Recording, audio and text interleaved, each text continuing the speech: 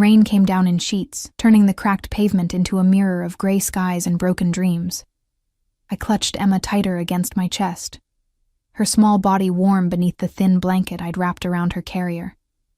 She was crying, that persistent, exhausted wail that told me she was hungry, tired, and probably needed changing. All things I couldn't fix standing here on this godforsaken street corner. The bus had left exactly 3 minutes ago. I'd watched its red taillights disappear around the corner while I was still half a block away, running with a diaper bag slapping against my hip, and my daughter screaming in my arms. 3 minutes. That's all it took for my entire day to collapse. I pressed my back against the bus shelter, trying to shield Emma from the wind. The plastic walls did nothing to keep out the cold. November in the city was merciless, especially when you couldn't afford a proper coat. Mine was 3 years old, bought from a thrift store, and the zipper had broken last week. I held it closed with one hand, while supporting Emma's carrier with the other. My phone showed 6:47 p.m. The next bus wouldn't come for another 40 minutes. 40 minutes in the freezing rain with a 6-month-old baby. The pediatrician's office had run late. Of course it had. And now I'd missed my connection. I'd also miss my shift at the diner if I didn't figure something out fast. And if I missed my shift, Rita would fire me. She'd already warned me twice about being late. I couldn't lose this job. It was the only thing keeping us afloat. Emma's cries intensified, her tiny fists flailing beneath the blanket. "I know, baby," I whispered, bouncing her gently. "I know. We'll be home soon. Mommy promises." It was a lie. We wouldn't be home soon, and when we finally got there, our apartment would be just as cold as this street corner, because I'd had to choose between the heating bill and Emma's prescription. Some choice. The street was nearly empty, most people already home or smart enough to take shelter from the storm. A few cars passed, their headlights cutting through the rain, wipers working frantically. None of them stopped. Why would they? I was just another struggling woman at a bus stop, invisible to the world that rushed by. Then I heard it. The low, powerful purr of an expensive engine. A black SUV pulled up to the curb. So close I instinctively stepped back. It was massive, gleaming even in the rain, with tinted windows so dark I couldn't see inside. The kind of vehicle that cost more than I'd earn in 5 years, maybe 10. The back passenger window rolled down with a smooth electric whisper. "You'll catch your death out here." The voice was male, deep, with an accent I couldn't quite place. Eastern European, maybe. Russian? It carried authority, the kind that made you straighten your spine without thinking.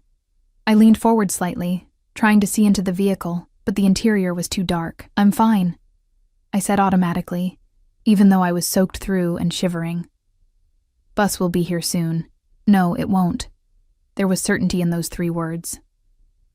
"Next one's in 38 minutes, I checked." How did he know that? I felt a prickle of unease run down my spine, but Emma chose that moment to let out a particularly piercing wail, and my maternal instincts overrode everything else. "I appreciate the concern, but we're okay. The baby's cold." It wasn't a question. It was a statement of fact, delivered with an edge that made it sound like an accusation, like I was failing her. My cheeks burned despite the freezing rain. "We'll be fine," I repeated, hearing the defensive note in my voice. There was a pause. I could feel him watching me, though I still couldn't see his face. The rain drummed against the roof of the SUV, a steady rhythm that seemed to mark the seconds of his consideration. "Get in," he said finally. "I'll take you wherever you need to go." Every sensible part of my brain screamed no. Didn't matter how cold it was or how late I'd be. You didn't get into strangers' cars. That was rule number 1. Especially not expensive SUVs with tinted windows and men who spoke with that kind of absolute authority. But Emma was crying, and I was so tired, and the thought of standing here for another 38 minutes made something inside me crack. "I don't even know you," I said weakly. "No." Another pause. "But I know what it's like to be desperate." Something about the way he said it, so matter of fact, without pity or judgment, made me hesitate. The rear door opened from the inside, swinging wide like an invitation, or a trap. The interior light came on, and I caught my first real glimpse of him. He sat in the back seat, one arm stretched along the leather, completely at ease despite the chaos of the storm outside. Dark suit, perfectly tailored, probably Italian. A crisp white shirt open at the collar. No tie. His face was all hard angles and sharp edges, high cheekbones, a strong jaw shadowed with stubble, a straight nose that looked like it had been broken at least once. His hair was dark, swept back, with just a touch of silver at the temples that somehow made him look more dangerous rather than older. But it was his eyes that stopped me cold. Dark, almost black, and absolutely intense. They fixed on me with a focus that made me feel like I was the only person in the world. Like he was taking inventory of every detail, my soaked hair plastered to my face, my broken coat, my cheap sneakers with the sole coming loose, my daughter screaming in my arms. He didn't smile, didn't soften, just watched. "Your baby needs warmth," he said quietly. "Let me provide it." In the driver's seat, I could see another man, huge, bald, with a neck like a tree trunk. He didn't turn around, didn't acknowledge my presence at all, just stared straight ahead like a statue. This was insane. This was how people disappeared. But Emma's cries were getting weaker, more whimpery, and that scared me more than any stranger possibly could. I made my decision in the space between heartbeats. "Just to the diner on 5th Street, I said, climbing into the SUV before I could change my mind. "I work there. I can't be late." The door closed behind me with a heavy, solid thunk that sounded like a vault ceiling. The driver pulled away from the curb immediately, smooth and fast, and suddenly we were moving through the rain-slicked streets. The interior was warm, blissfully, wonderfully warm. I could feel the heat seeping into my frozen bones immediately. The seats were cream leather, soft as butter. There was a faint scent in the air, expensive cologne, something woody and dark with a hint of spice. Beneath it, I caught something else. Danger. Power, the kind you couldn't buy, only earned. "Thank you," I managed, adjusting Emma's carrier in my lap. She was already calming down, responding to the warmth. "Really, thank you." He didn't respond immediately, just continued watching me with those unsettling eyes. Up close, I realized he was younger than I'd first thought, maybe mid-30s, but there was something ancient in his gaze, something that said he'd seen too much. "What's her name?" he asked, nodding toward Emma. "Emma." I pulled the blanket down slightly so he could see her face. "She's 6 months. Beautiful." He said it without inflection, a simple observation. His eyes lingered on her for a moment before returning to me. "And you?" "Sophie." It came out automatically before I could think better of giving my real name to a stranger. "Sophie Ward. Sophie." He repeated it slowly, like he was tasting the syllables. "You work at a diner." It wasn't a question, but I nodded anyway. "Evening shift. If I don't show up, you'll lose your job," he finished. "Yes, I understand." The way he said it made me think he did understand, really understand. But that was ridiculous. Men who rode in vehicles like this, who wore suits that cost thousands, who commanded that kind of presence, they didn't understand what it was like to choose between heating and medicine. We drove in silence for a few minutes. I watched the city slide by through the tinted windows, trying to orient myself. We were heading in the right direction, at least. The driver navigated the streets with precise efficiency, never hesitating, always knowing exactly where to turn. "How did you know?" I asked suddenly. "About the bus schedule." A slight curve touched his lips. Not quite a smile, but close. "I make it my business to know things." That should have scared me more than it did. "You have someone who can watch her?" He nodded at Emma again. "While you work?" My chest tightened. "My neighbor, Mrs. Chen. She helps out sometimes." Another lie. Mrs. Chen had helped exactly twice before, telling me she was too old to manage a baby. Now I left Emma in the apartment with a baby monitor, checking on her during my breaks. It was illegal, definitely unsafe, and it made me sick with guilt every single night. But I had no choice. Daycare cost more than I made. Family wasn't an option. My parents had made that clear when I'd gotten pregnant. His eyes narrowed slightly, like he knew I was lying, but he didn't call me out on it. "The father?" His tone was casual, but there was something sharp beneath it. Gone. The word came out harder than I intended. Has been since I told him I was pregnant. Coward. It was said with such cold contempt that I blinked. He wasn't looking at me anymore, but at something beyond the window, his jaw tight. Yeah, I agreed softly. He was. The SUV slowed, and I realized we were already on 5th Street. The diner's neon sign glowed red through the rain, Rosie's, with the S flickering like it might give up any second. My heart sank. I was going to be late anyway. Rita would be furious. The driver pulled up right in front of the entrance, and I fumbled for the door handle, suddenly desperate to escape the intensity of those dark eyes. Thank you again, I said quickly. Really, you saved us tonight. Sophie. I froze halfway out of the vehicle, Emma's carrier in my hands. Turned back. He was leaning forward slightly, close enough that I could see the exact shade of his eyes. Not black, but such a dark brown they were almost obsidian.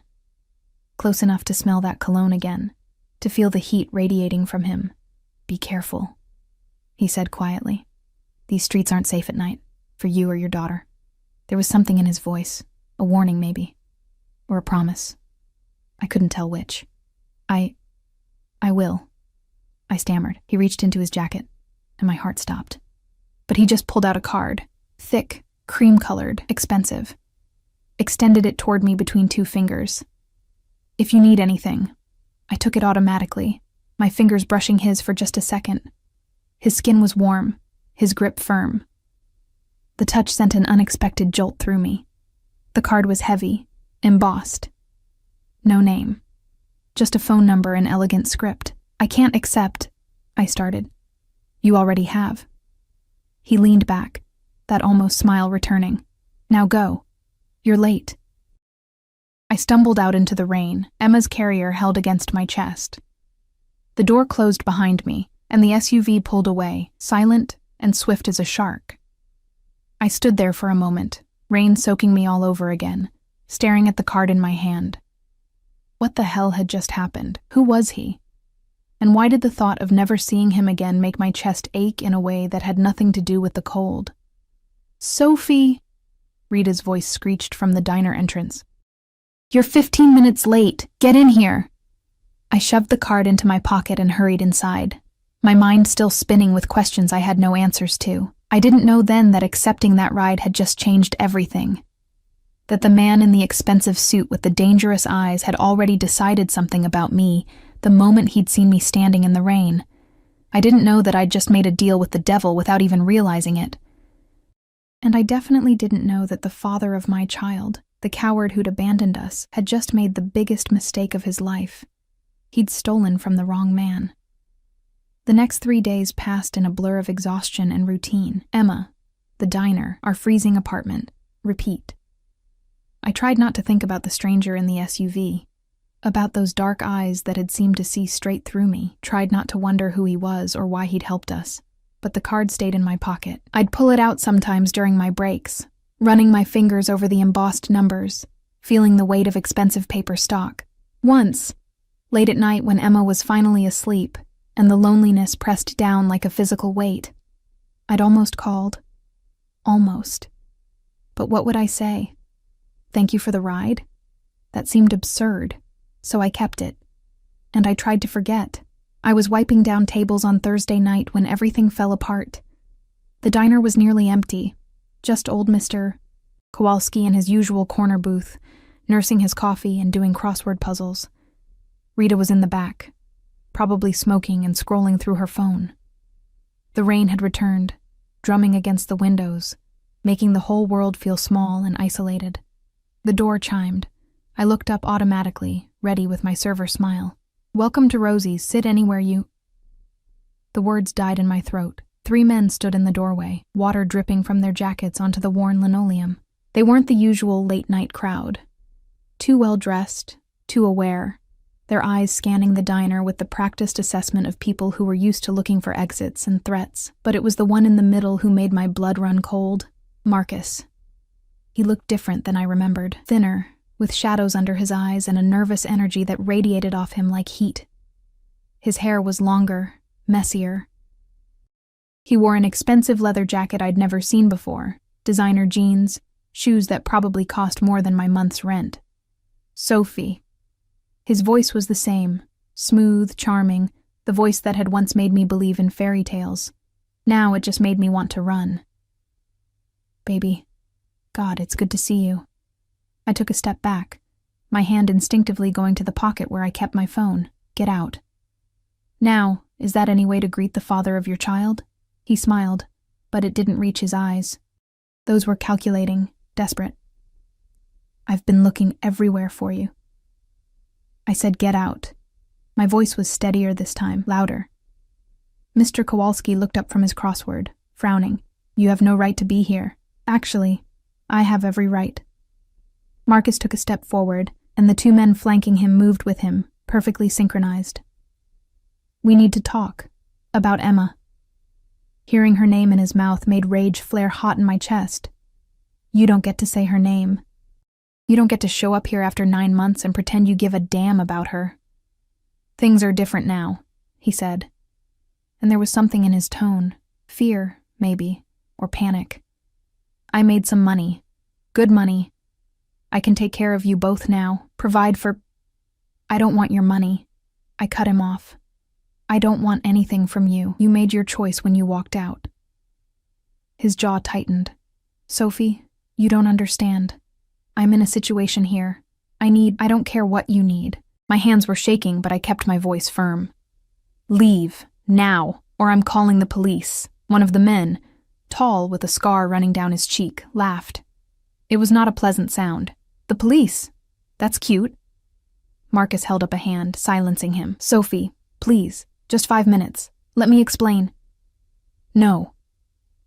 Sophie! Rita's voice boomed from the kitchen. What the hell is going on out here? She emerged, all 5'2" of her, arms crossed over her ample chest. Rita had run this diner for 30 years, and she didn't take shit from anyone. She took one look at Marcus and his friends, and her eyes narrowed. We don't want trouble, she said flatly. You boys need to move along. This is a private conversation, the scarred man said. This is my diner, Rita shot back, and I say get out before I call the cops. The third man, who'd been silent until now, pulled back his jacket just enough to show the gun tucked into his waistband. Mr. Kowalski made a small noise and ducked lower in his booth. I don't think you want to do that, the man said quietly. My heart was hammering so hard I could barely breathe. This couldn't be happening. Not here. Not now. Marcus, please, I whispered. Just go. Whatever this is, I can't help you. But you can. He moved closer, close enough that I could smell the expensive cologne he was wearing, too much of it, like he was trying to cover something else. Fear sweat, maybe. I just need you to tell them. The door chimed again. Everyone turned. He stood in the doorway, rain dripping from his dark coat, and the temperature in the room seemed to drop 10 degrees.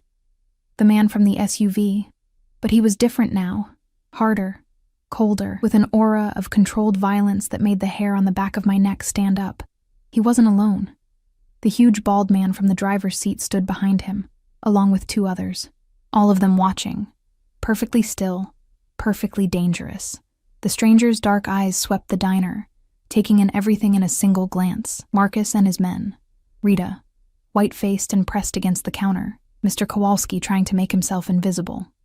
Me, standing there with my heart in my throat, his gaze locked on me, and something flickered across his face. Concern? Anger? It was gone too fast to identify. Then he looked at Marcus, and his expression went utterly blank. Empty. That was somehow more terrifying than rage would have been. Marcus Sullivan. His voice was soft, almost gentle, but it carried through the diner like a judge pronouncing sentence. You've been difficult to find. Marcus had gone pale, all the color draining from his face. Mr. Volkov, I can explain. Can you? The stranger, Volkov, took a single step forward. Just one. But Marcus and his men all stepped back, instinctively creating distance.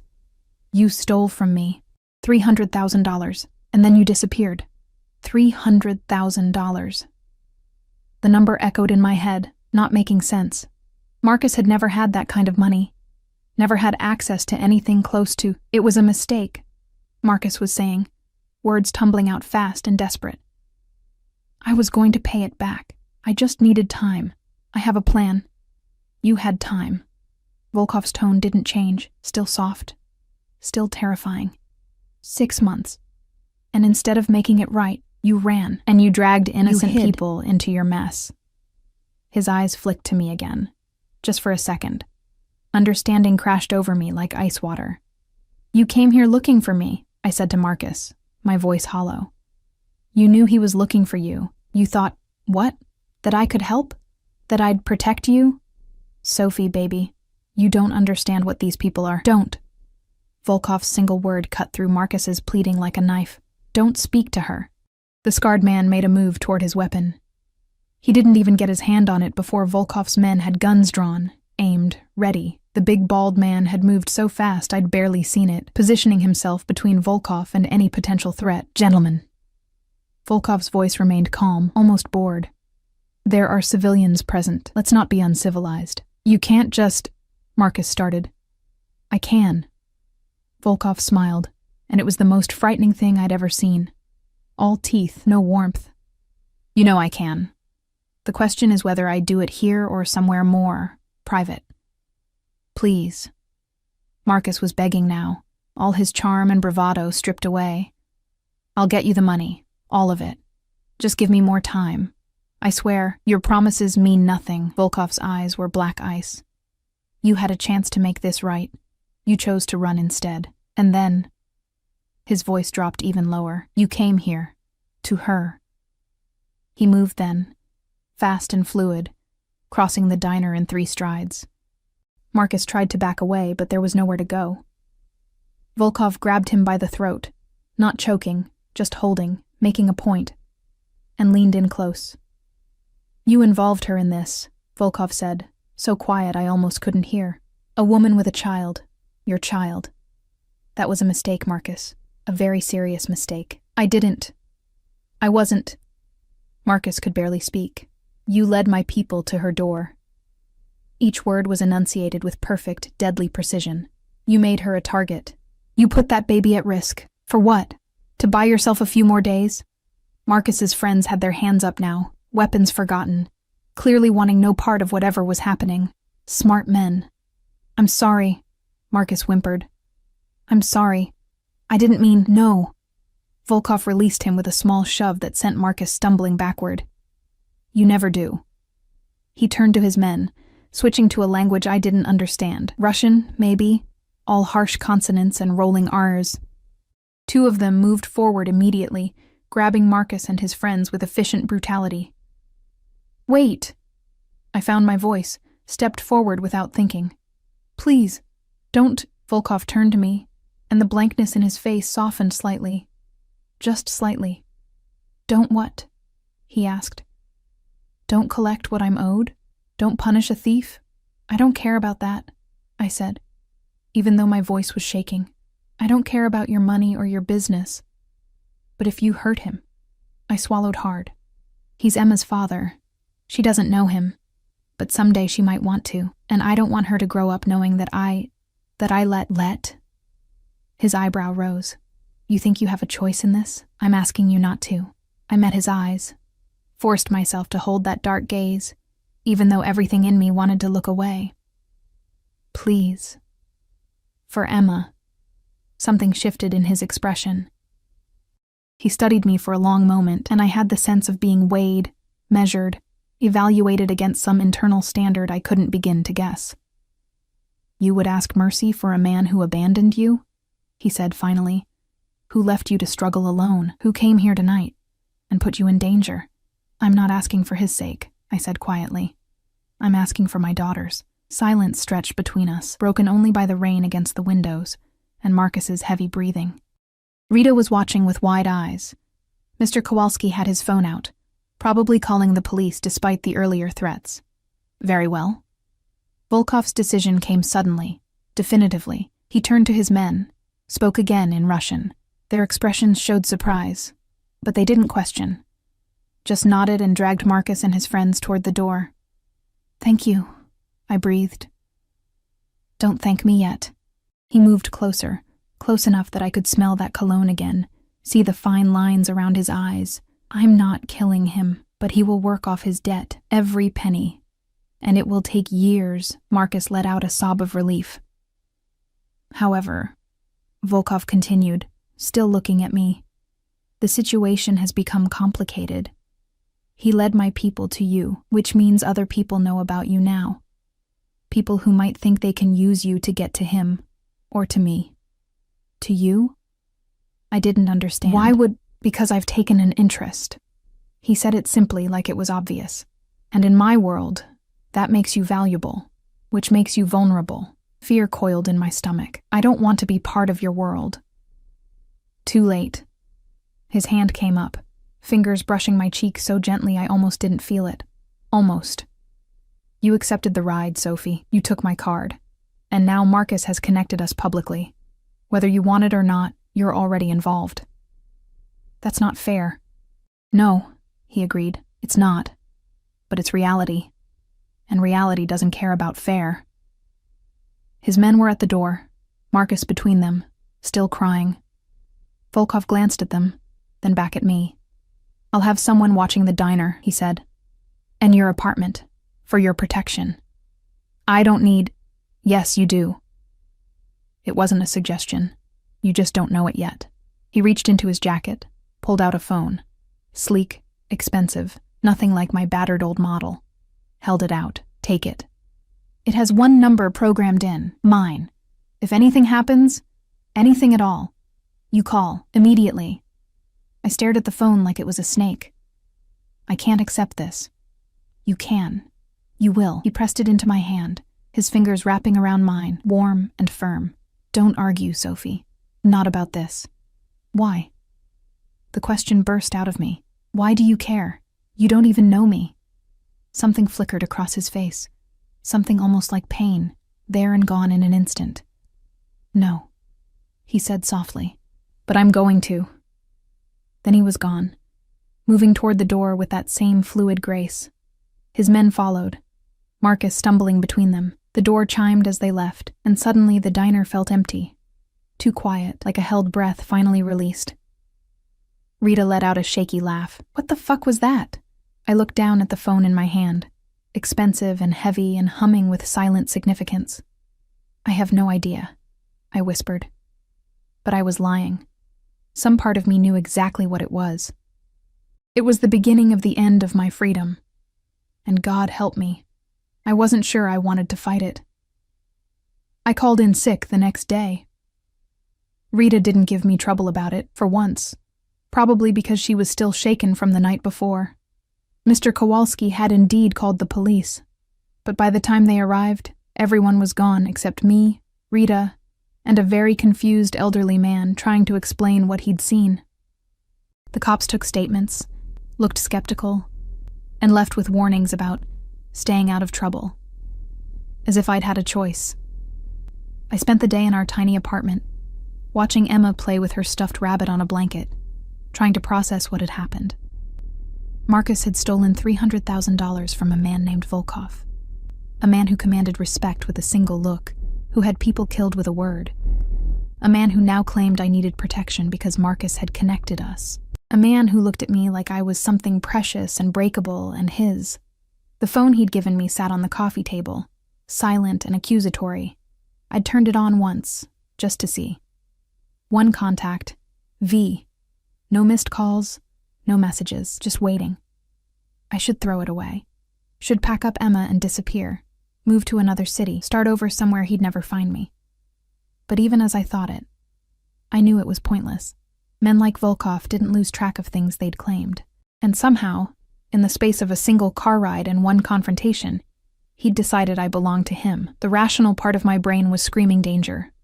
The part that had barely slept in 9 months, that was drowning in bills and fear and loneliness. That part whispered, what if? What if he meant it? What if he really would protect us? What if, for once in my life, I didn't have to do everything alone? I hated that part of myself, hated how tempting it was. Emma made a happy gurgling sound, waving her rabbit at me. She was smiling. Her whole face lit up with pure joy at this simple toy. When was the last time I'd smiled like that? Before Marcus, probably. Before I'd learned that princes were just men in nice clothes, and fairy tales were lies we told ourselves to sleep better at night. A knock at the door made me jump. I scooped Emma up, held her close, crept to the peephole. A woman stood in the hallway, petite, Asian, maybe mid-40s, wearing a professional gray suit and carrying a large bag. She looked directly at the peephole, as if she knew I was watching. "Ms. Ward." Her voice was accented, crisp. "My name is Lynn. Mr. Volkov sent me. Of course he did." I opened the door a crack, keeping the chain on. "I didn't ask for anything. No." Lynn's smile was polite, professional, and utterly inflexible. "But Mr. Volkov insists." "May I come in? I have supplies for the baby, and food. You didn't eat yesterday." How did he know that?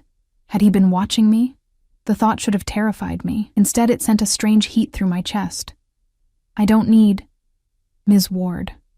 Lynn's smile didn't waver. "I can stand in this hallway explaining. Or you can let me in and I can show you what I've brought. Either way, I'm not leaving until you accept Mr. Volkov's assistance." He was very clear about that. I stared at her for a long moment, then sighed and undid the chain. What was the point of fighting? He'd already made it clear I didn't have a choice. Lynn entered with brisk efficiency, setting her bag on my sagging couch. "The apartment is not suitable," she observed, looking around at the water-stained ceiling, the drafty windows, the ancient radiator that clanked and barely produced heat. "Mr. Volkov will want to move you somewhere better." "Absolutely not. It's not safe here." Lynn began unpacking her bag. Formula, diapers, baby food, toys that looked expensive enough to cover a month's rent. "The locks are inadequate. The neighborhood has a high crime rate. And after last night, you're a known target." "This is my home." "This is a death trap." Lynn said it without malice, just fact. "But we'll discuss relocation later.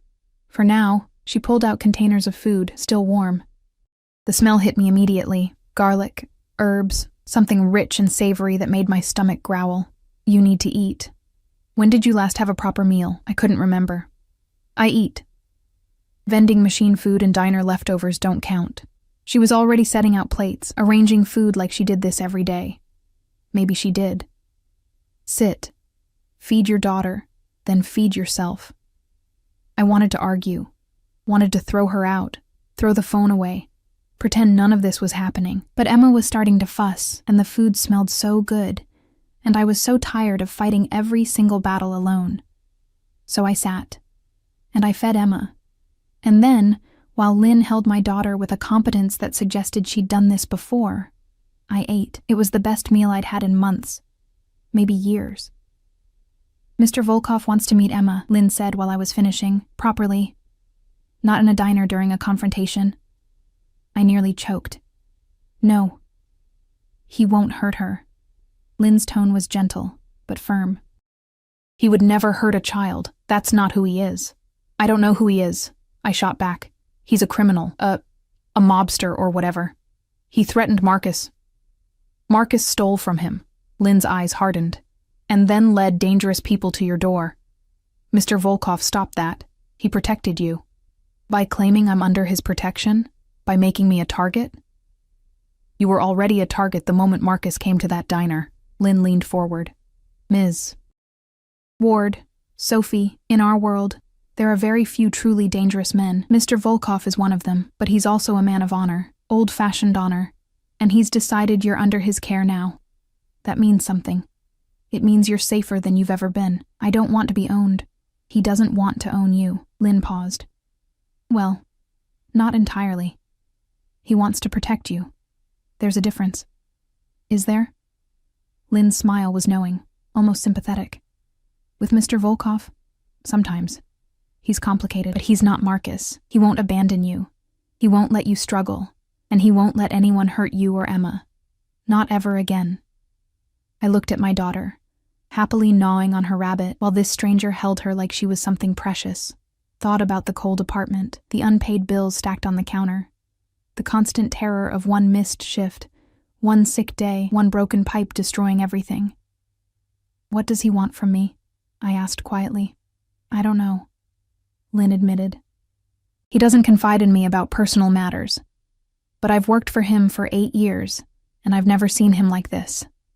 So careful, so concerned. Why me? That's a question only he can answer. The phone on the table buzzed. We both looked at it. A text message, just 2 words. Tomorrow, noon. My hands were shaking as I picked it up, typed back. Where? The response came immediately. I'll send a car. Bring Emma. Dress comfortably. Lynn watched me, saying nothing.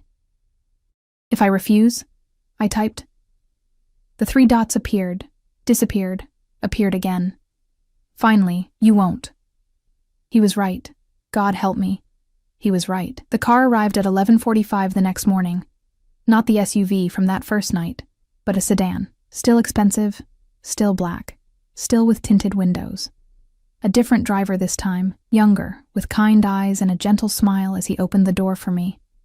Ms. Ward, I'm Alexei. Mr. Volkov asked me to drive you.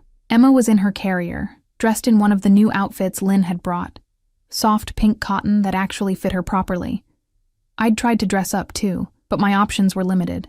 Clean jeans, my least worn sweater, boots I'd scrubbed the salt stains off. I felt shabby next to the car's leather interior. Alexei caught my eye in the rearview mirror. You look lovely, he said, like he could read my thoughts. Mr. Volkov will think so too. I didn't know what to say to that. We drove through the city, leaving my neighborhood behind. The buildings got nicer, the streets cleaner. We passed through downtown, then into an area I'd only ever seen in magazines. Old money, historic homes, private gates. The car turned into a long driveway lined with iron fencing. A guard waved us through without stopping, already expecting us. The house beyond made my breath catch. It was a mansion. Stone and glass, sprawling across manicured grounds, with tall windows that caught the winter sun. Security cameras everywhere, though discreetly placed. More guards, trying to look like groundskeepers but failing. This is where he lives? I whispered. One of his properties. Alexei pulled up to the front entrance, where massive wooden doors stood open. He has several. Of course he did. Volkov was waiting at the top of the steps. He looked different in daylight. Less dangerous, maybe, though that was probably an illusion. He wore dark slacks and a charcoal sweater that probably cost more than my monthly rent, sleeves pushed up to reveal strong forearms. His hair was slightly damp, like he'd just showered. No guards immediately visible, though I was sure they were there. He came down the steps as Alexei opened my door, and suddenly he was right there, close enough to touch, looking at me with those impossibly dark eyes. Sophie. My name in his mouth sounded different, important. Thank you for coming. Did I have a choice? A slight smile touched his lips.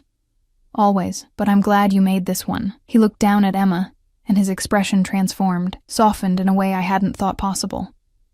May I? I hesitated, then nodded. He reached for the carrier with surprising gentleness, lifting it like it weighed nothing. Emma stared up at him with wide eyes, and I tensed, waiting for her to cry. She always cried with strangers, but she didn't.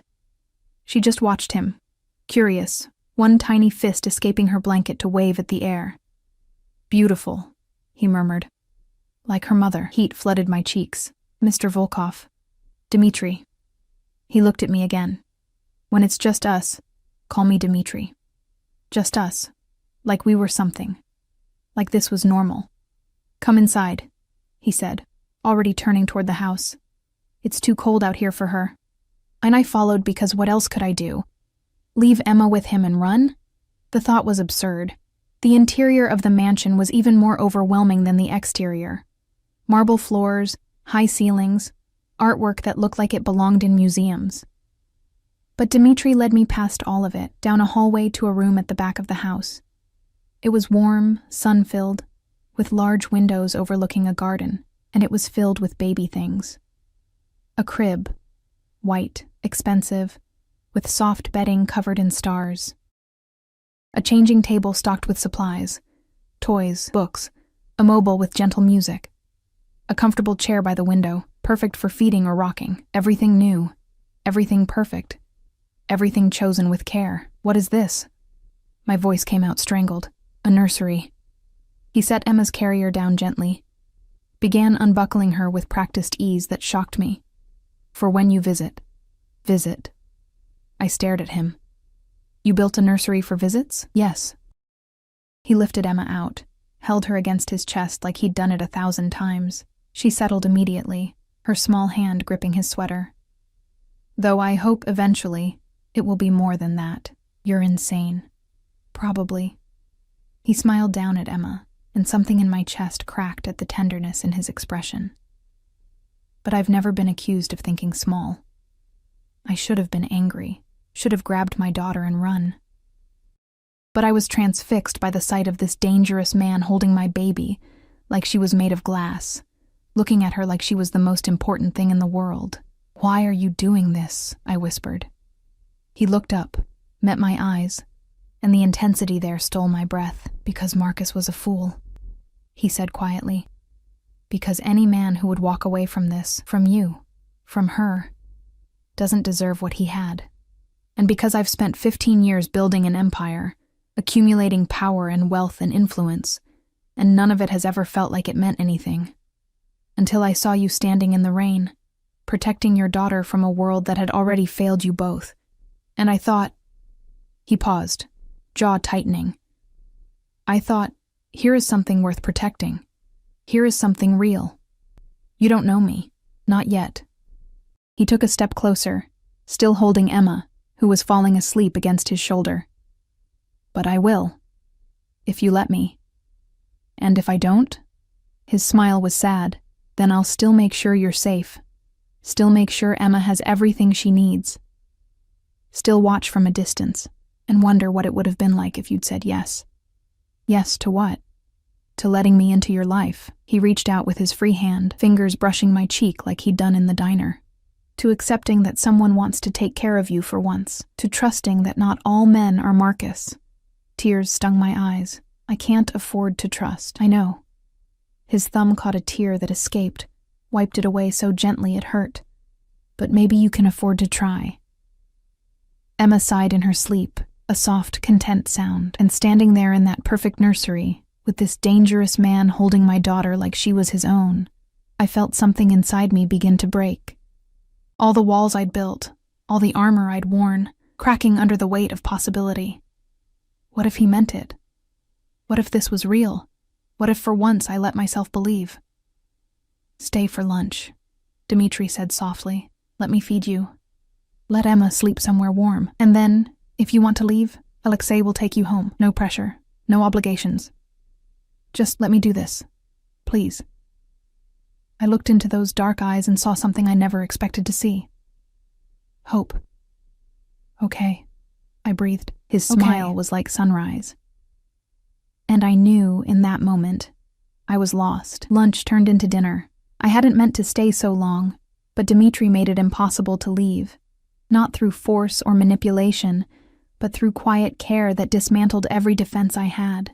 He fed me courses I couldn't pronounce, cooked by a chef who appeared and disappeared like a ghost.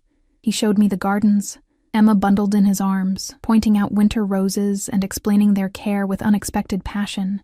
He asked questions, real questions about my life, my dreams, what I'd wanted to be before Marcus and pregnancy had derailed everything. And he listened.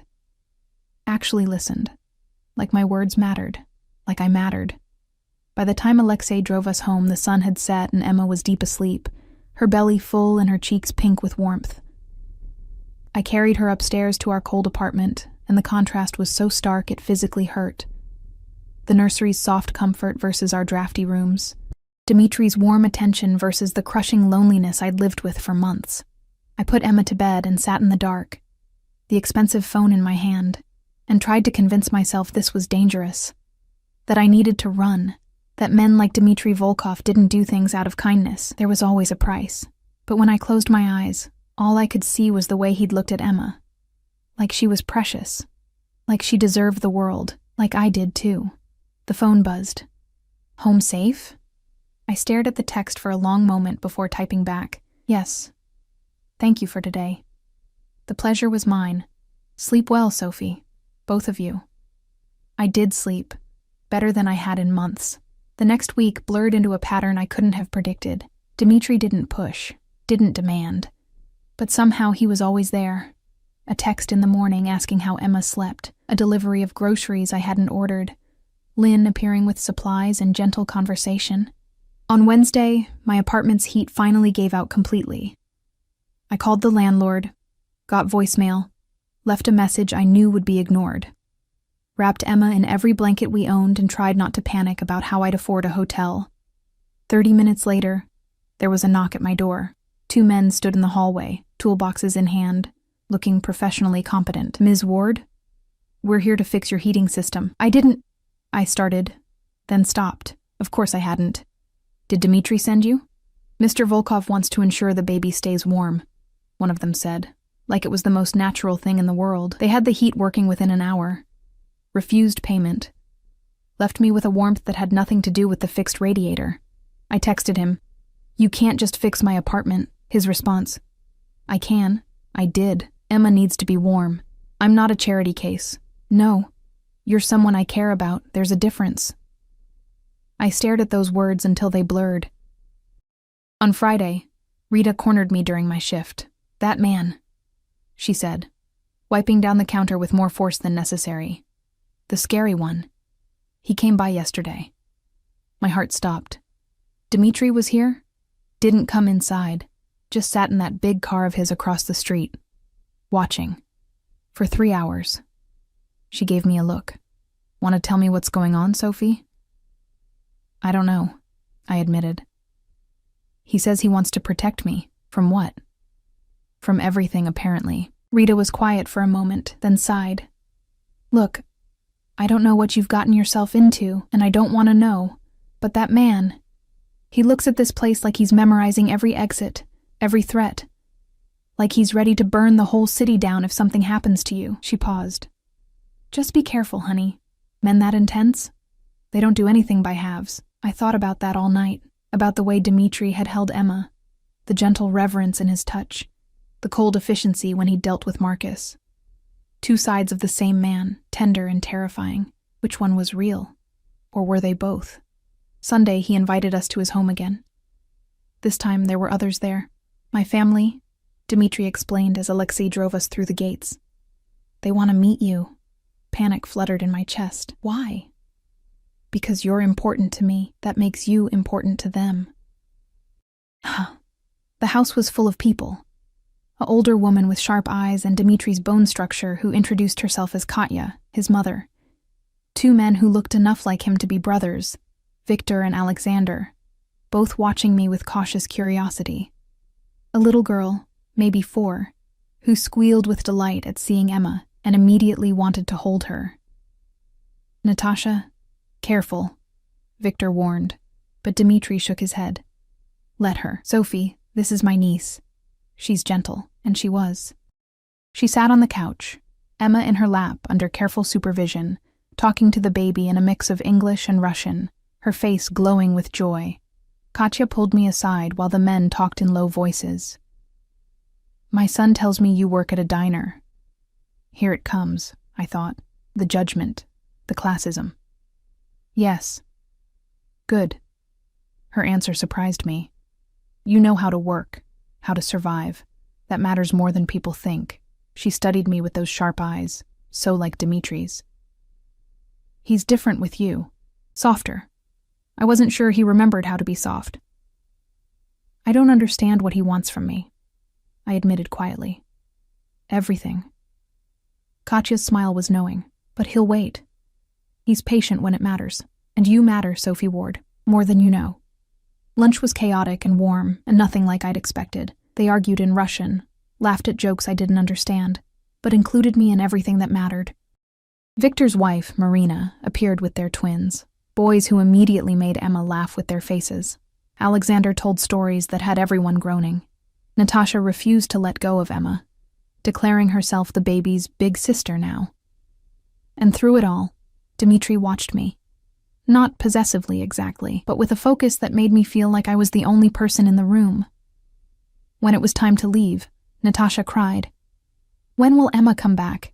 "Soon," Dimitri promised, kneeling to her level. Very soon, in the car, Emma asleep in her carrier, I finally asked the question that had been burning in me all day.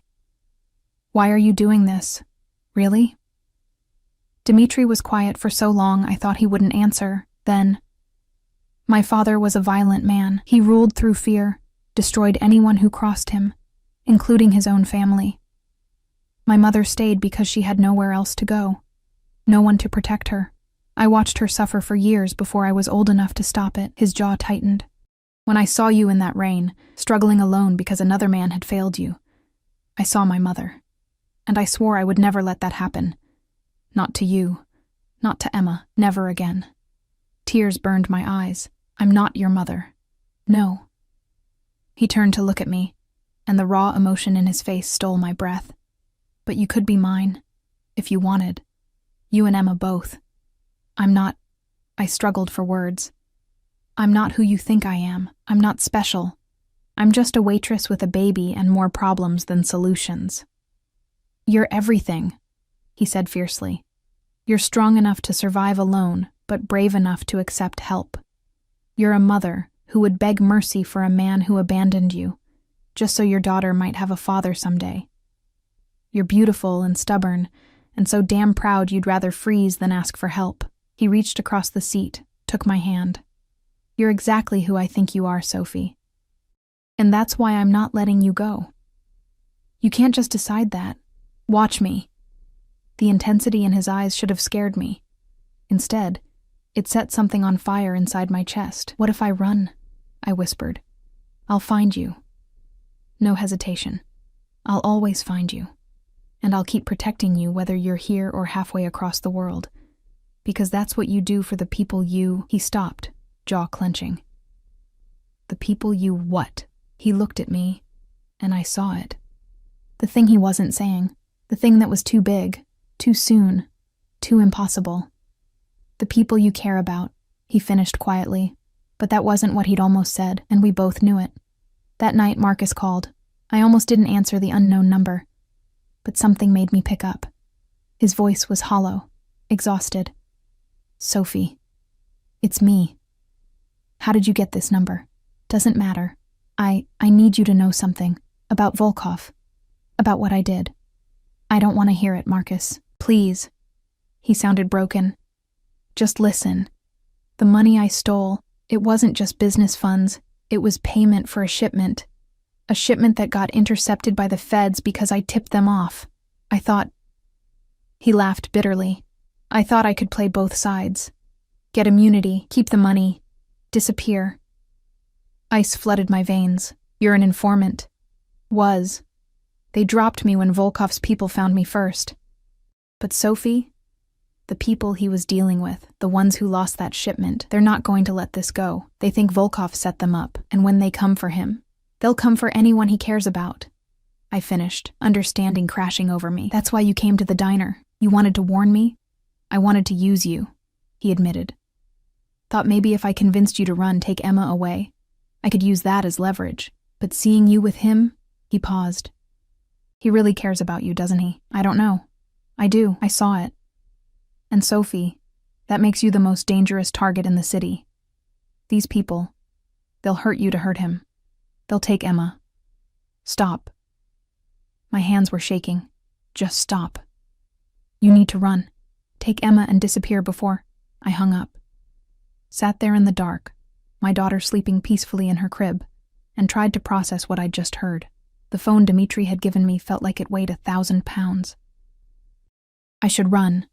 Should pack everything, withdraw what little money I had, and disappear. It would be hard, but I'd survived hard before. Emma would be safe. We'd be free. But even as I thought it, I knew I wouldn't. Because Dimitri had been right about one thing. I was already involved. Marcus had made sure of that, and running would just make me a target without protection. At least here, with Dimitri watching over us, we had a chance. I picked up the phone, texted, "We need to talk." The response was immediate. "I'm outside." I looked out the window. The black SUV sat across the street, engine running, Dimitri visible in the back seat. How long had he been there? "Come up," I typed. 2 minutes later, he was at my door. I let him in, and he filled my tiny apartment with his presence, making everything feel smaller and safer at the same time. "Marcus called," I said without preamble. "He told me about the shipment, about the people who are coming." Dimitri's expression went cold. "What exactly did he tell you?" I repeated everything, watched his jaw tighten with each word. "He's right," he said finally. "There are people who will use you to get to me. That's why I've had guards on you since the diner. That's why I—" He stopped, ran a hand through his hair. "That's why I need you to let me move you. Somewhere secure. Somewhere I can actually protect you." "Move where?" "My home. The estate. It's a fortress, Sophie. Guards, cameras, everything. You and Emma would be safe there. As what? Your prisoners?" "As my guests." He stepped closer. "As my family, if you'll let us be." "This is insane." "Yes." He cupped my face in his hands and I let him, too tired to fight. "But it's also the truth. I can't protect you from here. I can't sleep knowing you're in this place with locks that wouldn't stop a child, in a neighborhood where anyone could get to you. Please, Sophie, let me keep you safe. And if I say no, then I'll put guards in this hallway, in the apartment next door, on the roof. I'll make this building into a fortress. Your neighbors will hate you, and you'll feel like you're living in a prison anyway. But at least at my home, you'd be comfortable. Emma would have that nursery. You'd have warmth and food and you," I finished. "Yes." No shame in his admission. Me. Watching over you, taking care of you, making sure nothing ever hurts you again. I looked at him, this dangerous, powerful man who'd somehow decided I was worth protecting. Worth everything. "One condition," I said finally. "Anything. I'm not a prisoner. If I want to leave, I can leave. No locks, no guards preventing me. I stay because I choose to, not because you force me." He studied me for a long moment, then nodded. "Agreed. But Sophie, if you leave, the guards follow. I won't risk your safety, even for your freedom. It wasn't perfect, but it was honest. Okay?" I breathed. "Okay, we'll come." The relief on his face was almost painful to see. He pulled me into his arms, held me like I might disappear. "I won't let anything happen to you," he murmured into my hair. "I swear it." And standing there in his embrace, my daughter sleeping peacefully nearby, I chose to believe him. I chose to trust. God help us both. Moving into Dimitri's estate felt like stepping into another world. Lynn helped me pack our meager belongings, though she gently suggested most of it could be replaced. "Mr. Volkov has already arranged for everything you'll need," she said, folding Emma's worn onesies with care despite their frayed edges. "I want her to have her things," I insisted. "The rabbit, her blankets, things that smell like home." Lynn's expression softened. "Of course. I understand." The move happened at night, quietly, with multiple cars to confuse anyone watching. Dimitri rode with us, Emma in his arms, his thumb stroking her cheek while she slept. He'd barely let her go since we'd agreed to come. "You're going to spoil her," I said, watching them. "Good." His eyes didn't leave Emma's face. "She deserves to be spoiled. So do you." The estate looked different at night, imposing and fortress-like, exactly as he'd promised. Guards everywhere, though they tried to be discreet. Cameras, motion sensors, enough security to protect a president, or a mafia boss and the people he'd claimed as his. Inside, the house was warm and lit softly, welcoming. Katya waited in the foyer, her sharp eyes taking in my exhaustion with understanding. "Come," she said, gesturing. "I'll show you to your rooms." Rooms, plural. A suite on the second floor, bedroom, sitting room, private bathroom with a tub big enough to swim in. And connected to it, the nursery I'd seen before, now fully stocked and ready. "Dimitri's room is at the end of the hall," Katya said, her tone carefully neutral. "Close enough if you need him, far enough for propriety." I didn't know what to say to that. She left us to settle in, and I stood in the middle of luxury I'd never imagined, holding my sleeping daughter, trying to process that this was real, that I was here, that I'd agreed to this. A soft knock. Dimitri entered carrying a tray. "Tea," he said, "and food. You barely ate at dinner." Because I'd been too nervous, too aware of the weight of this decision. But I took the tray, let him guide me to the sitting room, watched him settle Emma in the bassinet he'd placed there. "Thank you," I said quietly. "For all of this. Don't thank me." He sat across from me, elbows on his knees, closer than propriety suggested. "This is selfish. Having you here, where I can see you, know you're safe. It's for me as much as you." "Why?" The question I'd asked before, but needed to ask again. "Why do you care this much?"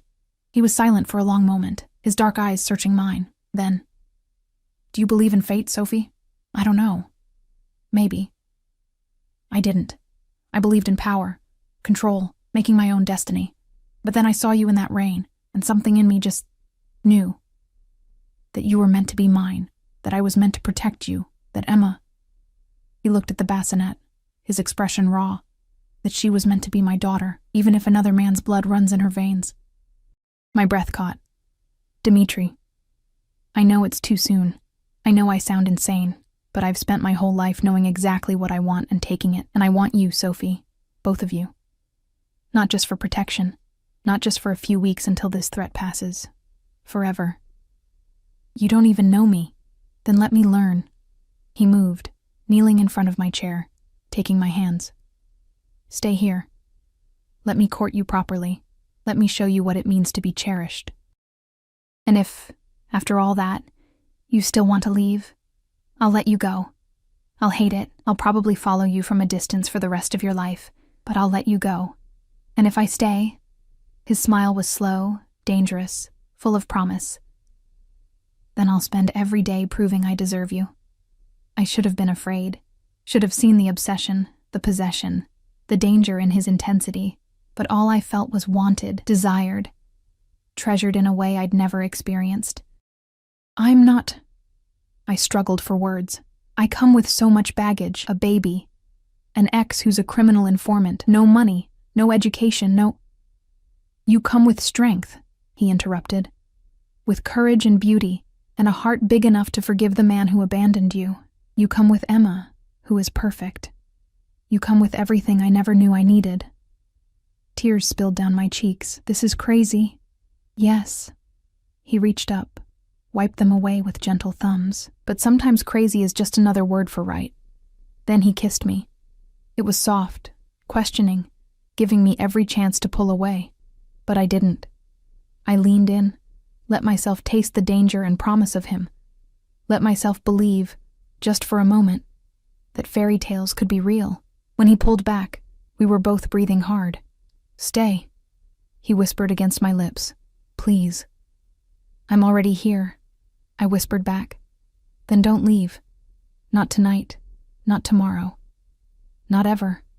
It was too much, too fast, too intense. But I was so tired of being alone, so tired of fighting everything by myself. "Okay," I breathed, "okay." The first week passed in a haze of adjustment. Dimitri was gone during the days, business he wouldn't discuss, but present every evening. He'd come find us, wherever we were, and just be there. Playing with Emma, asking about my day, making sure I ate and slept and felt safe. He never pushed for more than I was ready to give. Kissed me goodnight at my door, held my hand during walks through the garden, but never assumed, never demanded. The rest of his family embraced us too. Natasha appointed herself Emma's guardian, insisting on helping with everything. Victor and Alexander treated me with careful respect, though I caught them watching sometimes, like they were trying to figure out what their brother saw in me. Marina was the one who finally explained it. "He's been alone for so long," she said one afternoon while we watched the children play. "Oh, he has family, has us, but alone in here." She touched her heart. After his father, after what he saw growing up, he didn't think he could have this, a family of his own, someone to come home to. "He barely knows me. He knows enough." She smiled. "And he's Dimitri. When he decides something, that's it. He's decided you're his. Now he'll spend the rest of his life proving he's worthy of being yours." It should have felt suffocating. Instead, it felt like freedom. 2 weeks in, the threat came. I was in the garden with Emma when Dmitri came striding out, his face dark with fury, guards materializing from everywhere. Inside. Now. What's happening? Marcus gave them this location. He scooped Emma up, his other hand on my back, propelling us toward the house. They're coming. It's going to be okay, but I need you inside where it's safe. My heart hammered. How many? Enough, but not enough to get through my defenses. He handed Emma to Lynn, who'd appeared instantly. Take her to the safe room. Sophie, I'm staying with my daughter. Sophie, no. I met his eyes. If they're coming for us, I'm not leaving Emma. Fury and admiration warred in his expression. Then he kissed me, hard and fast. Fine, but you stay in that room until I come for you. No matter what you hear, promise me. I promise. The safe room was deep in the house, reinforced steel, monitors showing every angle of the estate. Lynn held Emma, murmuring soft reassurances in Russian, while I watched the screens. They came at dusk. 6 cars, maybe 20 men, heavily armed. They didn't know about the kill zone they were entering. Dmitri's voice came through speakers, cold and commanding. You're surrounded. Leave now and you might survive. Gunfire answered him. What followed was brutal and efficient. Dmitri's men were trained, prepared, deadly. The attackers never made it past the outer gates. It was over in minutes, though it felt like hours. When Dmitri finally came for us, there was blood on his shirt, a cut above his eye. But he was alive, whole, and the relief that flooded through me was overwhelming. It's done, he said quietly. They're dead or captured. And Marcus? His jaw tightened. Marcus is in custody, my custody. He'll never threaten you again. What will you do to him? What I should have done from the beginning. He pulled me close, Emma between us. But not for me. For you. For Emma. For every night you struggled alone because he was too much a coward to stay. Don't kill him. The words escaped before I could stop them. Please. I know he deserves it, but he'll live. Dmitri's eyes softened slightly. He'll work off his debt in less pleasant ways than I originally planned. But he'll live. Emma. Because you asked. I sagged against him, exhausted and relieved and overwhelmed. It's over now, he murmured into my hair. You're safe. Emma's safe. And I'm never letting anything threaten you again. That night, after Emma was asleep, Dmitri found me on the balcony off my room. I was staring out at the grounds, at the lights marking the perimeter, trying to process everything. Can't sleep? He asked, coming to stand beside me. Too much adrenaline. I know the feeling. He was quiet for a moment. You handled that well. Most people would have fallen apart. I'm a mother. We don't have the luxury of falling apart. No. He turned to face me fully. But you have the luxury of leaning on someone now. On me, if you want. I looked at him. This dangerous, powerful man who'd killed to protect me tonight, who'd built me a nursery and given me a home, and looked at my daughter like she was his greatest treasure. I think I more than want, I admitted softly. His breath caught. Sophie, I love you.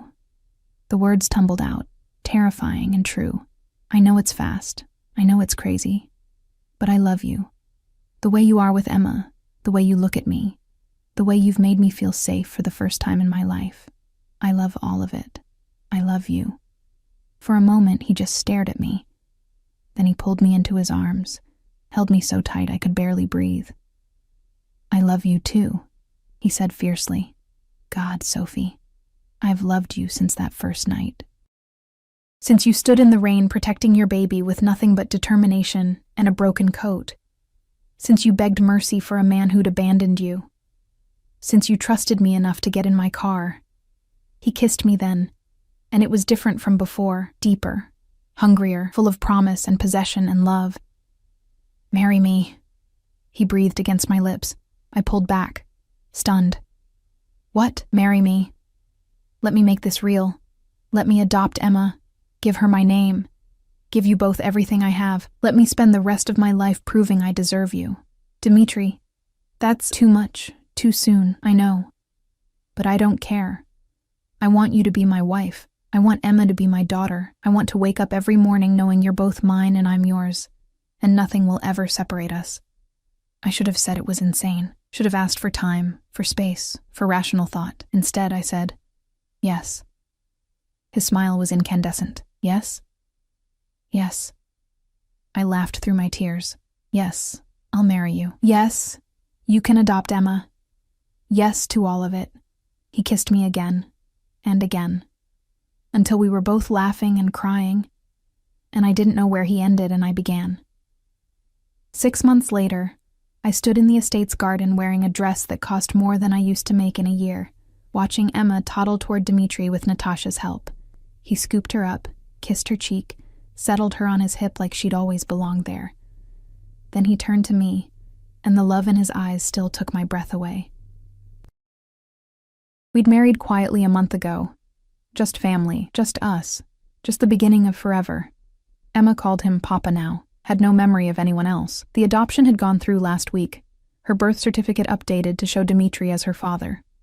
Marcus was alive, working in one of Dmitri's more legitimate businesses, closely supervised, his debt slowly being repaid. He'd sent a letter when the adoption finalized. Just 3 words. She deserves better. For once he was right. Ready? Dmitri asked, Emma giggling in his arms. I looked at my husband, my daughter, the family that had materialized from a single desperate choice to accept a stranger's help in the rain. Ready, I said, and as we walked into the house together, our house, our home, our life, I sent up a silent prayer of thanks to whatever fate had put me on that street corner, in that storm, at exactly the right moment to meet the man who would change everything. I'd thought fairy tales were lies. I'd thought men who seemed too good to be true always were. I'd thought I was destined to struggle alone forever. I'd been wrong. Sometimes, rarely, miraculously, the dangerous man turns out to be the hero. The stranger in the expensive car turns out to be the love of your life, and the single mother standing in the rain finds her happily ever after all. Not because she was rescued, but because she was brave enough to accept love when it appeared, even from the most unexpected source. Emma squealed with delight as Dmitri spun her around, and I smiled, my heart full to bursting. This was my life now, our life. Chaotic, unconventional, built on a foundation most people would call insane, but it was ours, and it was perfect, and I wouldn't change a single moment of it.